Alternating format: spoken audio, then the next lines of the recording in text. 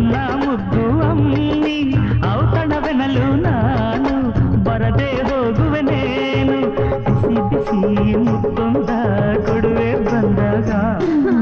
ನಾಚುತ್ತಲಿ ಕೋಣೆಯಲ್ಲಿ ಓಡುವೆ ನೀನಾಗ